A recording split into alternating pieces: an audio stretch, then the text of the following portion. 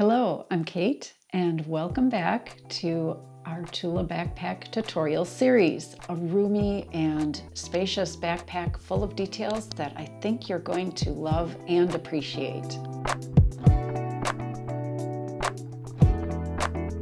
Hello, and welcome to the Sallie Tomato YouTube channel. If you're new to sewing or enjoy a variety of projects, hit the notification and subscribe buttons to stay up to date on all our latest patterns. In the first video of this series, I reviewed fabrics, attaching interfacing, we attached foam, we got into quite a bit of the construction, and then we moved on to shaping and creating the front pocket and flaps. During this very busy second tutorial, you'll learn how to make and attach the handle, create and attach padded shoulder straps, add handle accent, top flap, and drawstring, all parts of the back panel of the backpack. But that's not all. You'll be creating the shaped side zipper pockets and assembling the side panels. We have a lot of sewing to look forward to. So organize your assembled sections, the remaining pieces of fabrics, the hardware, and find your place in the pattern. Let's get started. We're going to move on to making and attaching the handle. With wrong sides together, fold each long edge of the contrast fabric piece N, this is your handle piece, to the center. If you find it helpful to draw a center line between the two long edges on the wrong side of the fabric, go right ahead.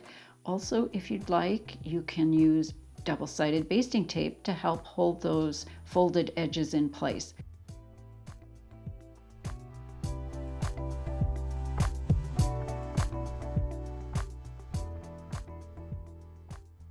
At the sewing machine, we're going to stitch an 1/8 inch from the long raw edges.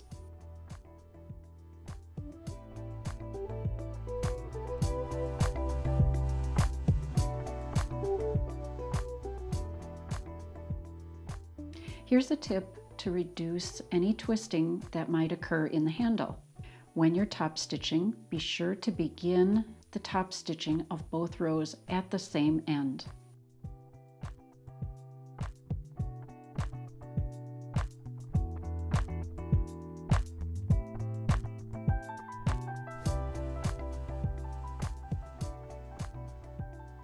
Now we're going to mark the main fabric piece A, that's your exterior back with the heavy stabilizer attached to the foam.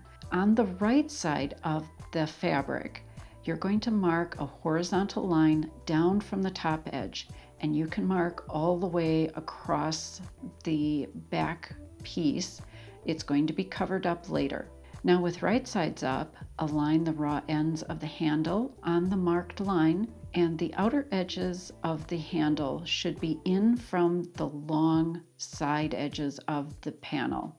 And refer to your pattern for the exact measurement. Tape the handle ends in place, and then baste an 1/8 inch from each short raw end of the handle, holding it in place.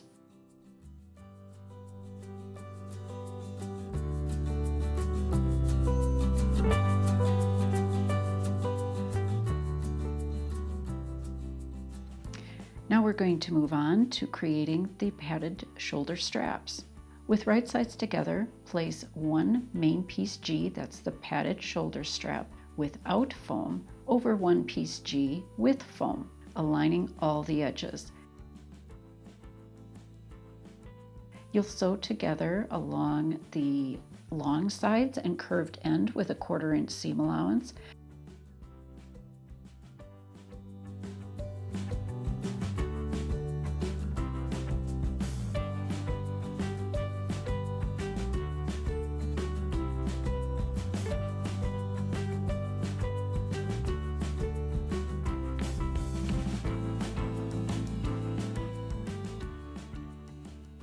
But leave the short, straight end unsewn for turning.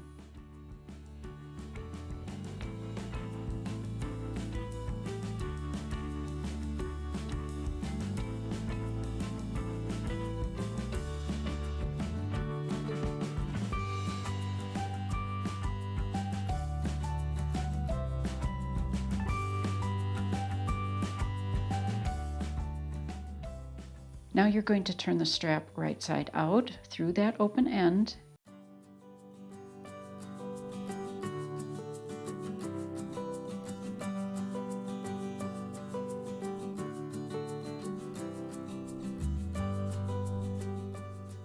You're going to press the seams and then top stitch an 1/8 inch from the side and bottom curve.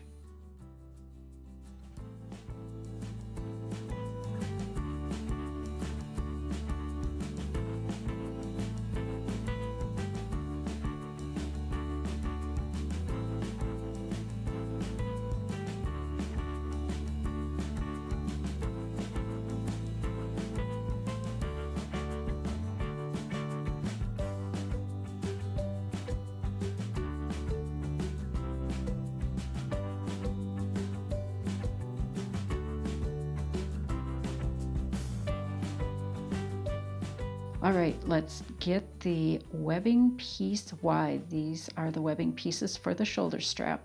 And to prevent the ends from raveling, melt each end of the strap by lightly touching it with a lighter or the flame of a candle.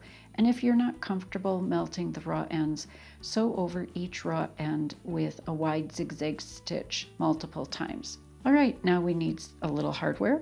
Thread one end of the strap over the center bar of one slider buckle. Fold the end of the strap about 1/2 inch and then 1.5 inches to the underside.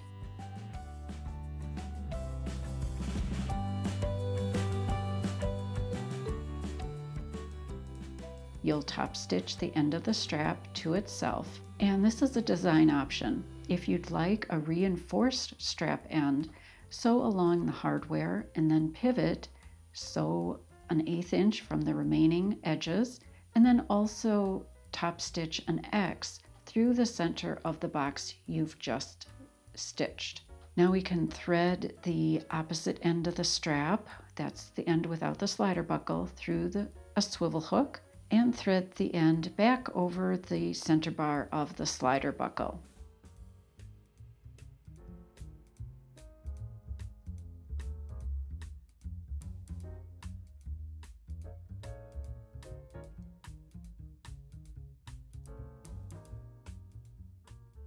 If you'd like, you can certainly transfer the strap placement marks from the paper pattern, that's a line within a square, on the right side of your padded shoulder strap. Now with right sides up, position the raw end of the webbing strap at the placement line that's indicated on the pattern piece, or if you've marked on your fabric, and then you'll tape or baste the webbing end in place, just as I've done on this strap. Position one contrast piece Q, that's the strap accent, covering the strap end. Again, follow your pattern, or if you've transferred the marking onto your padded strap already, position the strap accent. Again, use basting tape to hold that accent in place, and then top stitch an 1/8 inch from the raw edges of piece Q.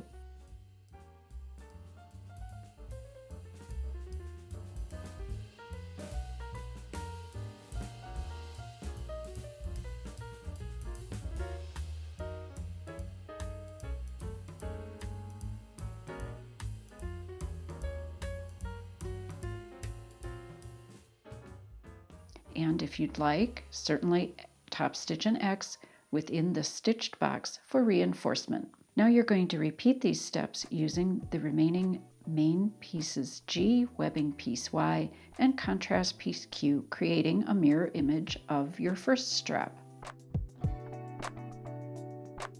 And we can attach those padded shoulder straps with right sides up. Position each short raw end of the padded shoulder strap aligned to the marked handle line and in from the long side edges of the main fabric piece A, that's the exterior back, and then baste 1/4 inch from the strap raw ends to hold them in place. And before you stitch, check that the curved ends of the shoulder straps are pointing toward the sides of the exterior panel, just like I'm showing here.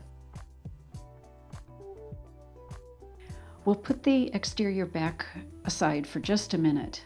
Let's make and attach the D-ring connectors. First, you're going to top stitch an 1/8 inch from each long edge of the contrast piece AA.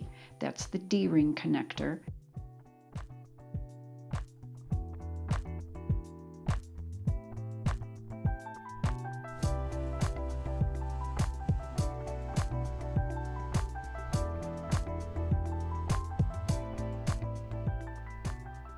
Then you'll cut that piece into 4 equal lengths.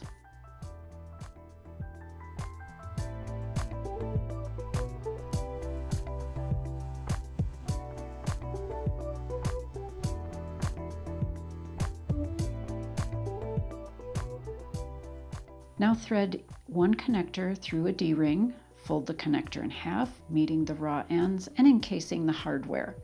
You'll hold the ends together with a sewing clip, and then repeat this step for the remaining connectors and D-rings. Now we can bring the exterior back up on the table, and on the right side, you'll position one connector out from each attached shoulder strap, aligning the connector raw end to the marked line. And baste in place using a 1/4 inch seam allowance.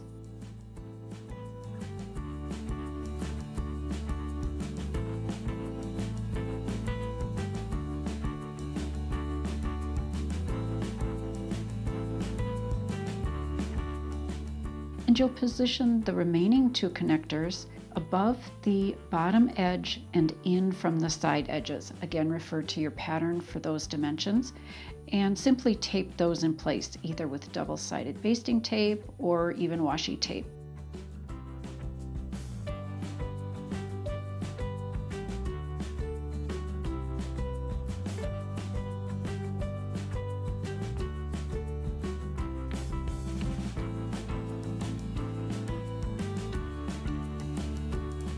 With right sides up, center one long edge of the webbing piece Z, this is your handle accent, just below the top edge of your main piece A exterior back, covering the raw ends of the handle, shoulder straps, and the D-ring connectors. Use a bit of basting tape to hold it in place.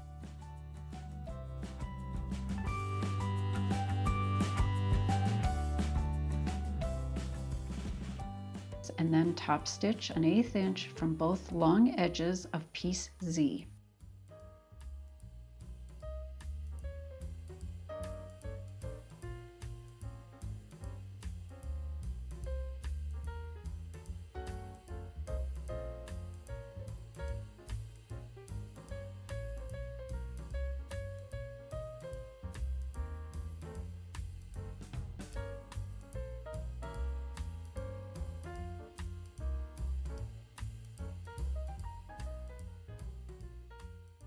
Fold the handle down, and then with right sides together, center the top flap along the top edge of your back, aligning the raw edges.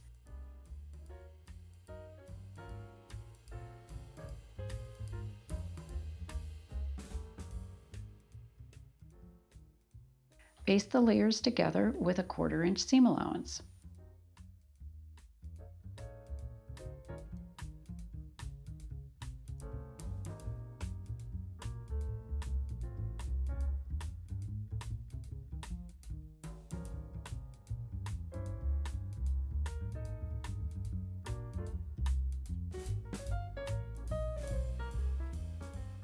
All right, now with wrong sides together, fold each contrast piece O, this is the drawstring pieces, in half lengthwise. And then top stitch an 1/8 inch from the raw edge. And if you'd like, edge paint the long raw edge for a nice finish.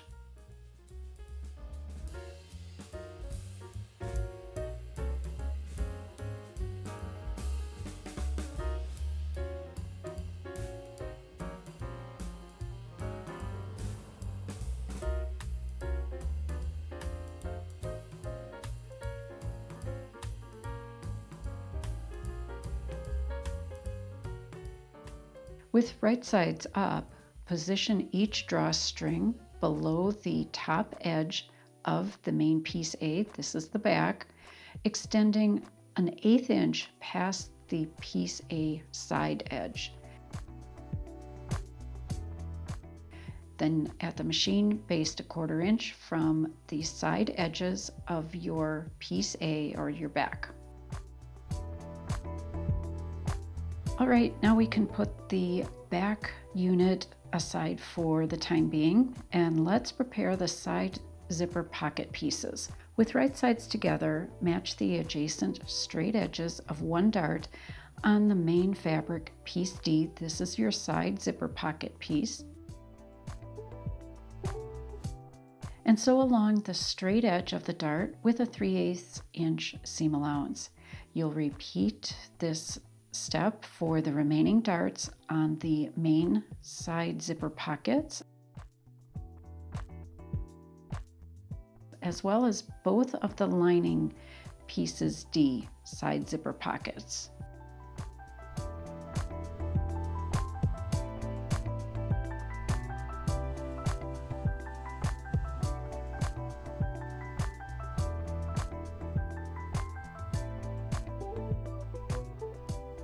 And we'll move on and prepare the side pocket zippers. With right sides together, sandwich each end of one 1/8 inch zipper between one main fabric piece H and one lining fabric piece H. These are zipper tabs, aligning the short raw edges. Now remember, the right side of the main fabric piece will be against the right side of the zipper, and the right side of the lining piece will be against the wrong side of the zipper.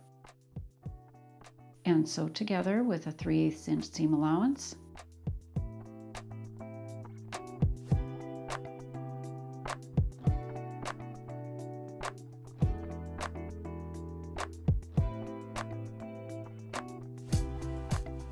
Then fold each zipper tab away from the zipper itself, wrong sides together, and then press the seam.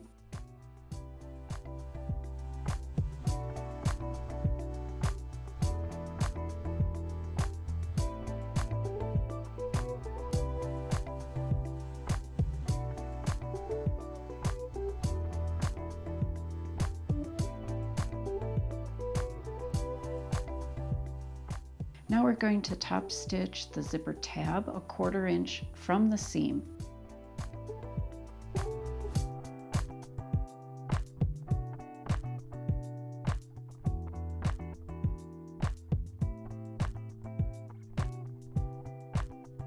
Be sure to mark center along each zipper tape length edge, just as I've done here. Repeat these steps using the remaining 8 inch zipper and the remaining pieces H.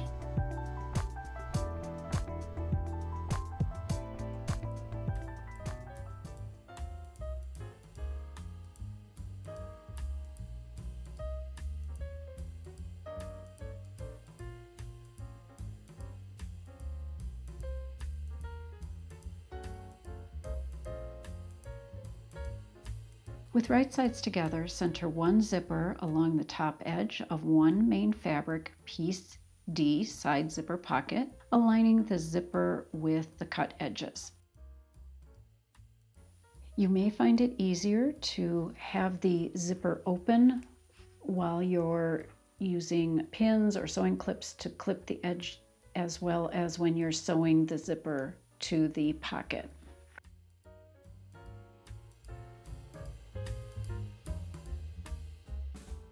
You'll baste the layers together using a 1/4 inch seam allowance, and try using a zipper foot.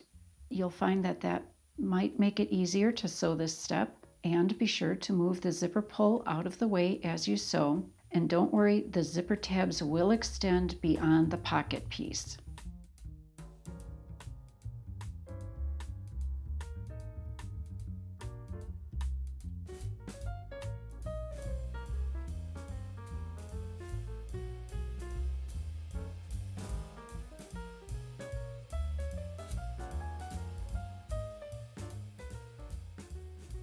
Now with right sides together, position one lining fabric piece D to the main side zipper pocket, sandwiching the zipper between the layers. Align the curved top and side edges. If you'd like to press the little dart seams open when you're pinning those layers together, you certainly may do that, or you can offset each seam with the opposite seam on the other side.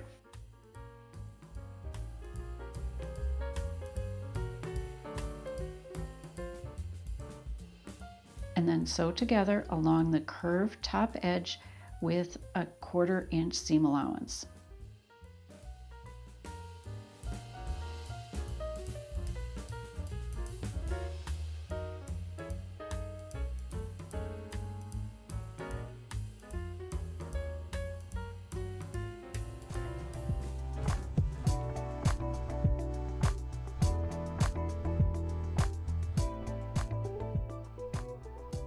Press both pieces D away from the zipper and arrange the wrong sides together, aligning the raw edges.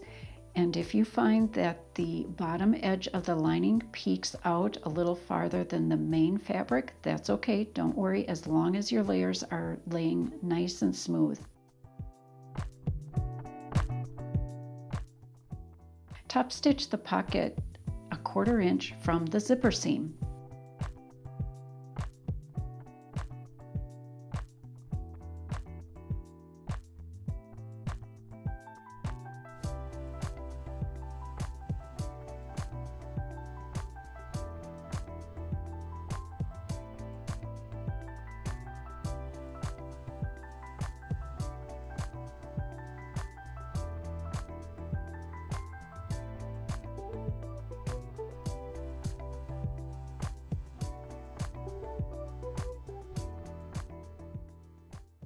Now smooth the pocket pieces together, making sure the side edges are aligned. And if a little bit peeks out at the bottom edge, that's okay. You can trim that away after you baste an 1/8 inch from the raw edges.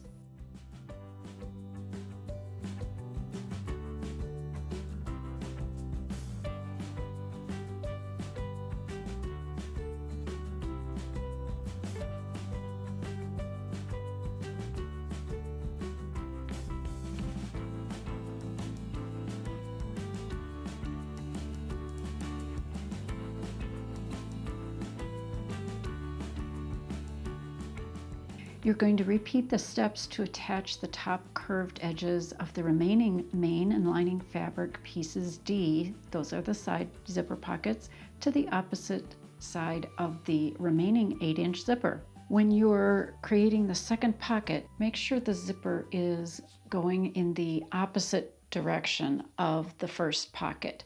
When both pockets are attached to the side panels, the zippers will open in the same direction on the opposite sides of the backpack. On the right side of one main fabric piece B, this is the exterior side, center the straight bottom edge of the side pocket placement template C, and that's located in your pattern, up from the bottom short edge of piece B. Trace the top curved edge and mark the center along the curved line. Make sure you mark the center below or underneath the paper template.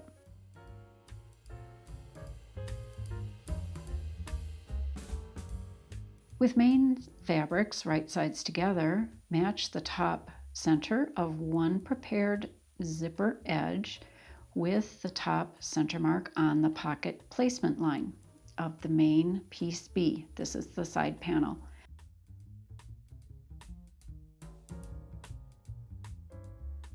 Pin the zipper tape edge along the traced line. If you're finding this whole process awkward, you may prefer to pin and stitch one half of the curve at a time. That way you're only working with half of the zipper length, half of the curve. It may be easier for you, so go ahead and do that. I'm trying to keep the zipper teeth even and smooth. If it's okay if the zipper tape ripples a little bit. It's more important not to have the zipper teeth stretched or rippled. And where my marking extends into the seam allowance area beyond the basting, I'm not worrying about that. And let's reposition this pin so the head is not near the stitching area.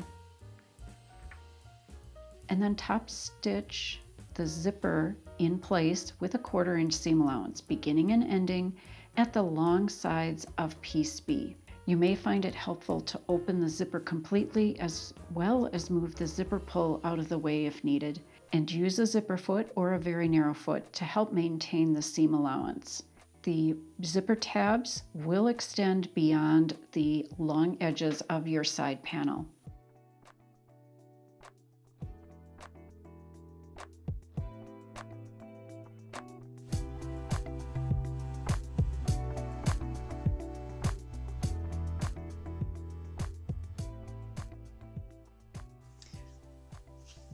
Okay, we'll go back and pin the remaining half. And take your time, this will feel a little awkward.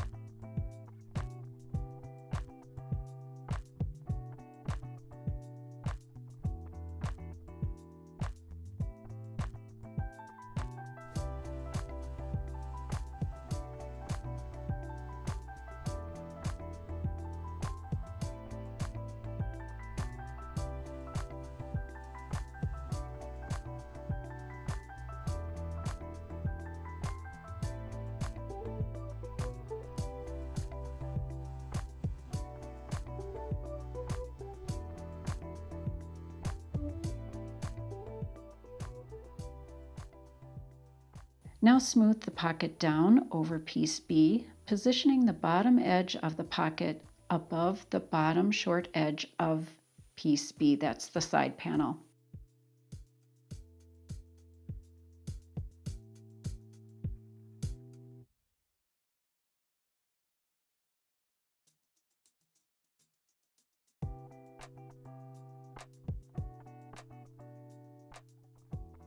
Tuck the zipper end tabs between the layers as neatly as possible. When smoothing down the pocket, I found it easiest to align my bottom raw edge along the markings that I needed, following the pattern. You could even baste this edge in place, then it won't move at all. Then I found working on just one side at a time, aligning all the cut edges, and then tucking the little zipper tabs at the end worked very nicely. Then I basted this side edge and then went to the remaining opposite side edge and worked on that. So let's do that. Let's baste across and baste one side and then work on the second.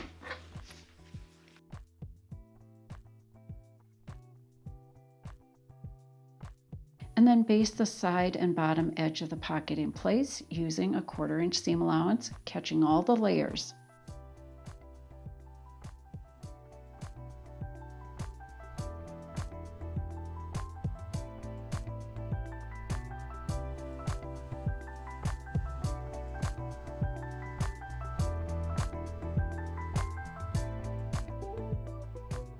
And then you're going to repeat these steps to assemble the remaining exterior side.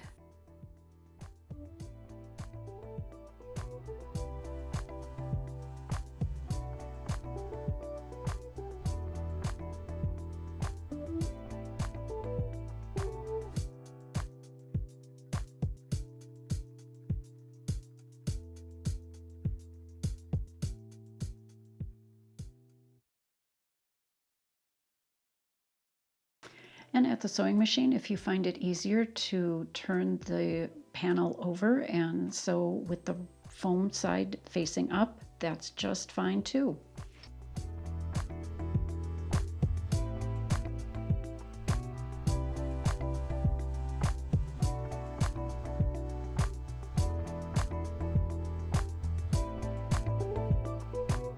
Trim any excess zipper tab fabric even with the exterior sides if needed.